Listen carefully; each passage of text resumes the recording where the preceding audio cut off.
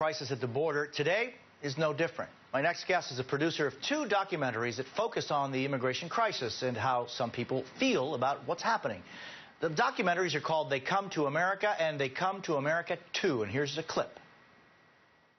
What do you think is going to happen if 11 million illegal immigrants are now allowed to compete for the same job? Bringing more immigrants in is going to make it worse than it already is. I'm all about us making it over here first before we can take care of someone else. I think that's the important thing. I've been seeing a lot of companies hiring illegal immigrants, paying them off the books cash, and they don't even look toward us because they can make more money for themselves. Joining me now, the producer of that film, Dennis Michael Lynch. Dennis, thanks for being with us. Appreciate it. Jose, thanks for having me.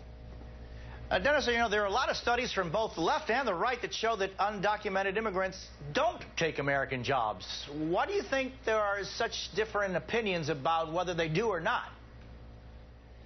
Well, I think they ultimately do. Illegal aliens coming into the country, especially when they're coming in at the numbers they are right now, all indicators show that not only do they take the jobs that Americans do want, by and large, but it depresses wages.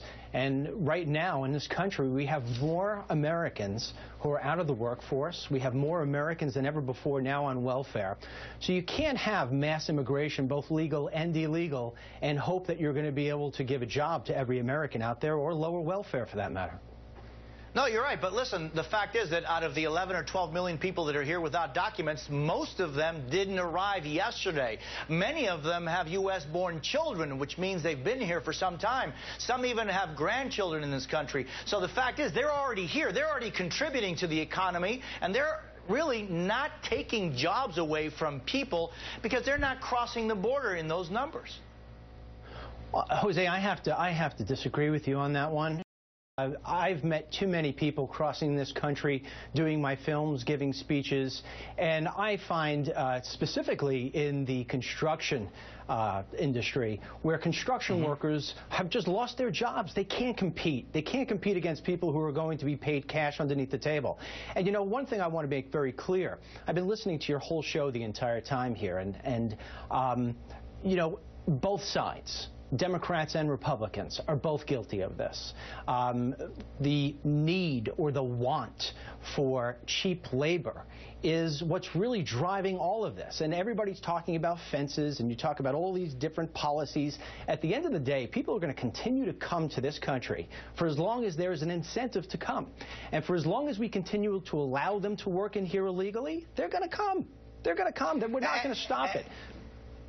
They're also coming because of really difficult situations that they're living in their home countries, and many of them have family members in the United States who have made a life for themselves already here and feel as though it's better to die trying to get to the United States and be with a father or a mother than stay at their home country and die. But I want to play, because this is another aspect of what you bring up in your documentaries, another clip, and this one has to do with fears that a lot of people have who live near the border.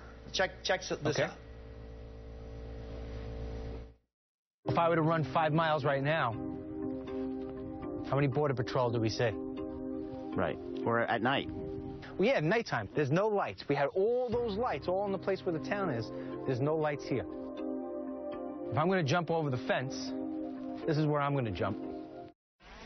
So do you think we could possibly have another 9/11 instead of people coming in through airplanes? They're coming in through the border? Well, yeah. Who says they didn't come from here to start with? 2 of them took flight training here at Cochise College. So how many attacks in the U.S. have been carried out by undocumented immigrants? Come on. I mean, I know the fear exists, but the fact is that the undocumented immigrants that are here don't commit terrorist attacks. Jose, that's an irresponsible statement, to be quite honest. I mean, let me just say something about immigration policy. It was designed primarily for 2 reasons: to protect American workers from unfair foreign competition, and to protect American lives from people who want to come in here and disrupt the American way of life. And right now, we're not doing either one with our open borders and just allowing people to come through the border right now with diseases like tuberculosis and bacterial pneumonia. You know, your program and other programs, all the media, is focusing just right now in on the children. The children coming in here without parents is a very small small slice of the overall population that's coming through the border. The lion's share of people who are coming through who are actually apprehended, or if you want to say handing themselves over, those are families. Those are adults who are just coming with, at least with one child, many of them teenagers. The other 50% of people who are coming through the border are coming here, they're sneaking through. They could be from a terrorist network. I mean, we know from a congressional report in 2012, Jose, that the drug cartels are working with some of the most dangerous terrorist networks. Why would you deny that? We've got drug smugglers, we've got gang members. You know, I want to protect the American people. I want to protect the American workers.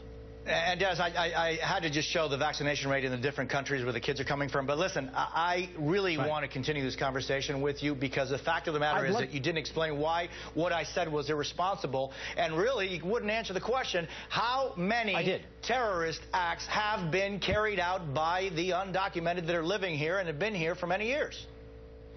Visa violators. But I got to go, Dennis. Have broke our immigration laws. Let's have you back in the future, because we want to continue this conversation. Very much appreciate it. Sure, just as long as we continue the conversation as adults, I'm here. That's it. I think we're all both 21. But thanks for being with us. Appreciate your time.